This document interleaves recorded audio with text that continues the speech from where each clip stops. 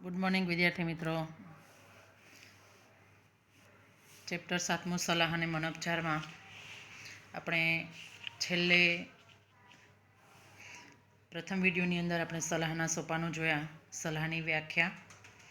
સલાહના સોપાનોની અંદર સલાહાર્થીનો આવવાનો હેતુ જાણવો, સલાહ સંબંધની સ્થાપના કરવી, સલાહકાર અને સલાહાર્થી સાથે મળી અને ધ્યેય નક્કી કરે, સલાહાર્થીને પોતાની સમસ્યાના સંદર્ભમાં સમજાવવામાં આવે એટલે કે સમસ્યાઓનું સ્પષ્ટીકરણ કરવું, સમસ્યા અને ધ્યેયો સાથે કામ કરવું અને છેલ્લે કાર્ય યોજના ઘડી અને પરિણામોનું મૂલ્યાંકન અને છેલ્લે સલાહનો અંત. પરંતુ જ્યારે સલાહકાર સલાહાર્થીને મૂંઝવણનો ઉકેલ લાવવામાં મદદ કરે છે એટલે કે સલાહ આપે છે, તો અસરકારક સલાહના લક્ષણો કેવા હોવા જોઈએ? પેટરસન નામનો મનોવૈજ્ઞાનિક આવા લક્ષણો દર્શાવે છે. એમાં પહેલું લક્ષણ છે, સલાહ એ સલાહાર્થીના પક્ષે સ્વૈચ્છિક વર્તન પરિવર્તનને પ્રભાવિત કરવા સાથે સંબંધ ધરાવે છે. અહીંયા સ્વૈચ્છિક વર્તન પરિવર્તન, જો સલાહાર્થી સ્વૈચ્છિક રીતે વર્તન પરિવર્તન કરે એ રીતે એને પ્રભાવિત કરે તો જ એ અસરકારક સલાહ છે ગણાવી શકાય. બીજું છે, સલાહનો હેતુ સ્વૈચ્છિક પરિવર્તનને સરળ બનાવે. સલાહાર્થી સ્વૈચ્છિક પરિવર્તન ઈચ્છે છે, પણ એ સરળ કેમ બને એવી પરિસ્થિતિનું નિર્માણ કરવાનું કાર્ય છે એ સલાહકારનું હોય છે.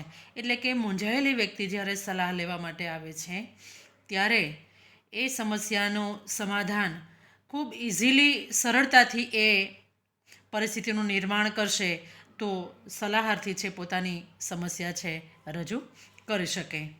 ત્રીજી બાબત છે, સલાહમાં સક્રિય રીતે સાંભળવાની ક્રિયા થાય છે.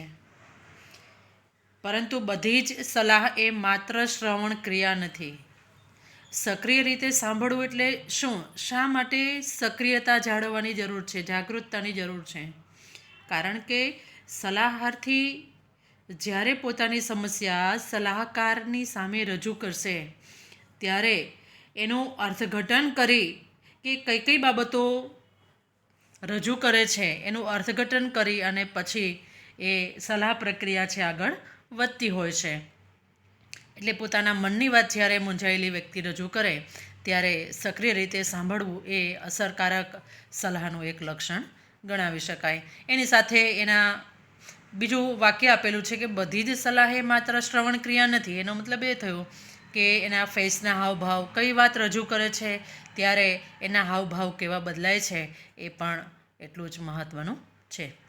ત્યાર પછી સલાહકાર પોતાના સલાહાર્થીને બીજા લોકો કરતાં વધારે ગહન રીતે સમજે છે. સ્વાભાવિક છે. સલાહકાર છે એ નિષ્ણાંત છે, તાલીમ પામેલ છે, એટલે મૂંઝાયેલી વ્યક્તિને અન્ય લોકો કરતાં વધારે ઊંડાણથી સમજવાનો પ્રયત્ન કરશે તો સલાહ છે અસરકારક બને. સલાહ શાંત વાતાવરણમાં હાથ ધરાય છે. એમાં થતી વાતચીત ખાનગી રાખવામાં આવે છે.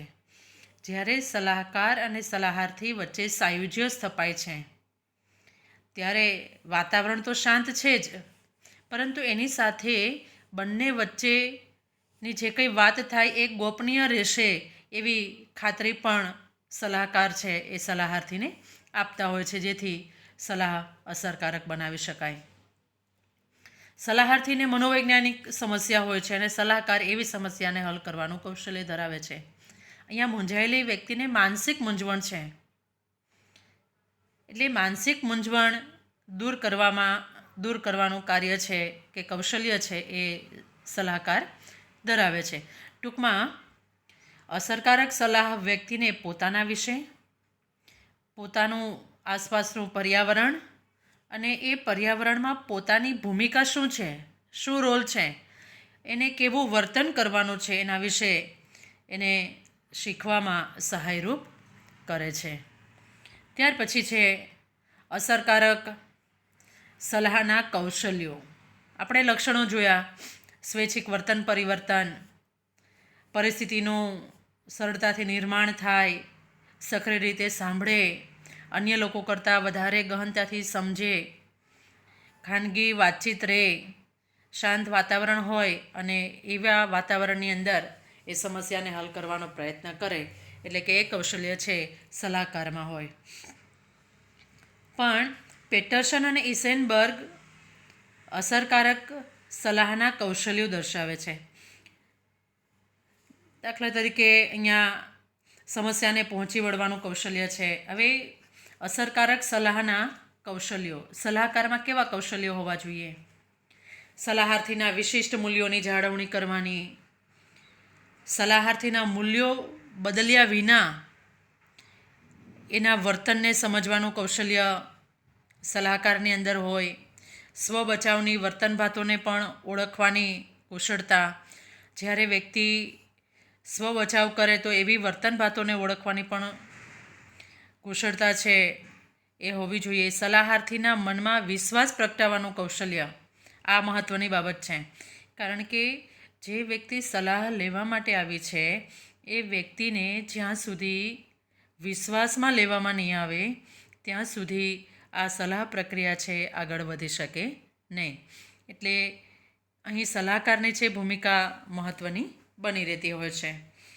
અસરકારક સલાહ એ વૈજ્ઞાનિક તાલીમ, અનુભવ અને અસરકારક સલાહકારના વિશિષ્ટ કૌશલ્યોના પરિપાકરૂપ હોય છે. એટલે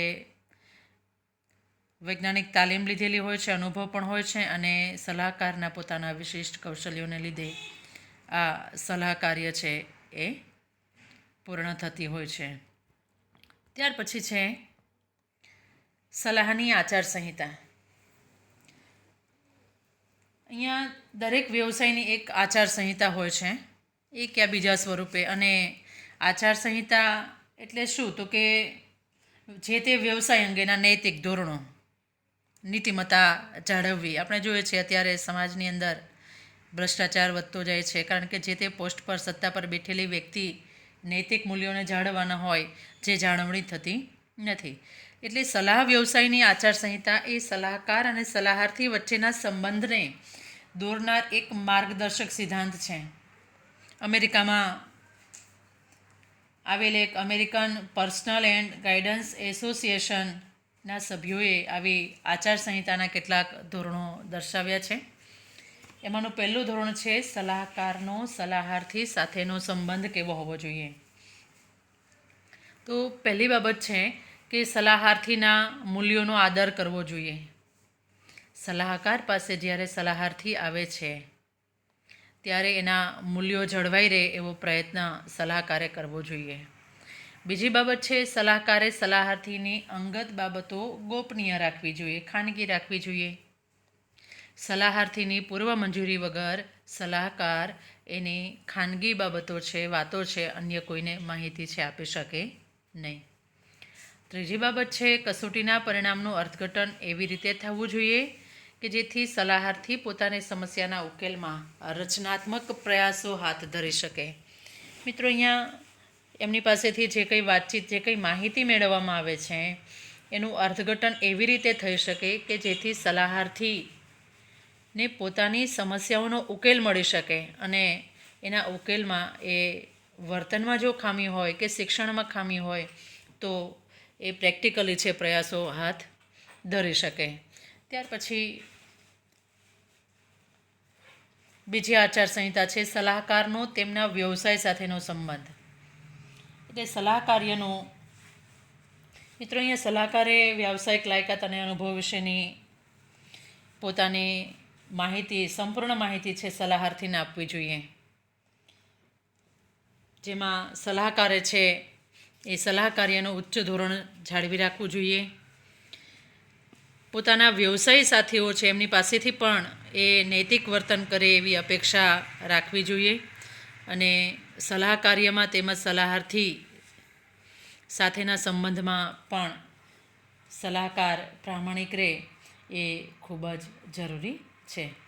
એટલે સલાહાર્થી સાથે એવો કોઈ પણ સંબંધ વિકસાવવો જોઈએ નહીં કે જેથી સલાહકારના હેતુ, એમના નિર્ણયો અંગે શંકા જાય અને એના ઉપચારમાં વિઘ્ન આવે. એટલે પ્રામાણિકતા પણ ખૂબ જ જરૂરી છે. ત્રીજી બાબત છે સલાહકારનો ભલામણ સંસ્થાઓ સાથેનો સંબંધ. અહીંયા જરૂરિયાતના સમયે યોગ્ય ભલામણો પણ કરવી જોઈએ. કોઈક પરિસ્થિતિ એવી હોય કે સલાહકાર છે સલાહાર્થીને અન્ય નિષ્ણાંત સલાહકાર જે વિશેષજ્ઞ હોય કે મનોરોગ ચિકિત્સકની સલાહ લેવા માટે પણ જો ભલામણ કરે ત્યારે સલાહાર્થીને એવી ખાતરી થવી જોઈએ કે આ સૂચનો તેના હિત માટે છે. આપણે જોઈએ છીએ, આપણે તબીબ ડૉક્ટર પાસે જઈએ છીએ ત્યારે ઘણીવાર આપણને અન્ય ડૉક્ટર પાસે કે અમુક રિપોર્ટ કે એક્સરે કરાવવા માટે આપણને અન્ય જગ્યાએ આપણને મોકલતા હોય છે. તો આપણને વિશ્વાસ હોવો જોઈએ કે જે કંઈ સૂચન કરે છે આપણા હિતમાં છે. એટલે સલાહકારે જેની ભલામણ કરી હોય એ તજજ્ઞ ખૂબ જાણીતા લાયકાત ધરાવનાર અને એ બાબતે સક્ષમ સમર્થ હોવા જોઈએ. ચોથી બાબત છે સલાહકારનો પોતાની જાત સાથેનો સંબંધ. મિત્રો, સલાહકારે પોતાના ખાનગી જીવનના ભોગે સલાહ કાર્ય કરવું જોઈએ નહીં. એક જ વાક્યમાં બહુ સરસ વાત છે એ જણાવી છે કે ખાનગી જીવનના ભોગે સલાહ કાર્ય થવું જોઈએ નહીં. શું કામ? તો કે વ્યક્તિ જો એ રીતે સલાહ કાર્ય કરશે તો એ પોતાના કૌશલ્યમાં પોતાની આવડતમાં એ સફળ ન પણ જાય એવું બને. એટલે ભારતમાં એના માટે national vocational and educational guidance association 1980માં પોતાના સભ્યો માટે આવી આચારસંહિતાની ભલામણ કરે છે. મિત્રો, અત્યારે આપણે જે કંઈ 2 વિડીયોમાં જે ચર્ચા કરી, સલાહનો અર્થ ને સમજૂતી, તેની વ્યાખ્યા, સોપાનો, અસરકારક સલાહના લક્ષણો અને કૌશલ્યો અને તેની આચારસંહિતા, જે 3 માર્ક માટે મહત્ત્વના છે. હવે આપણે જે નવો પ્રશ્ન જોવાના છીએ એ છે મનોપચાર, સાયકોથેરાપી, જેની ચર્ચા હવે પછીના વિડીયોમાં કરીશું.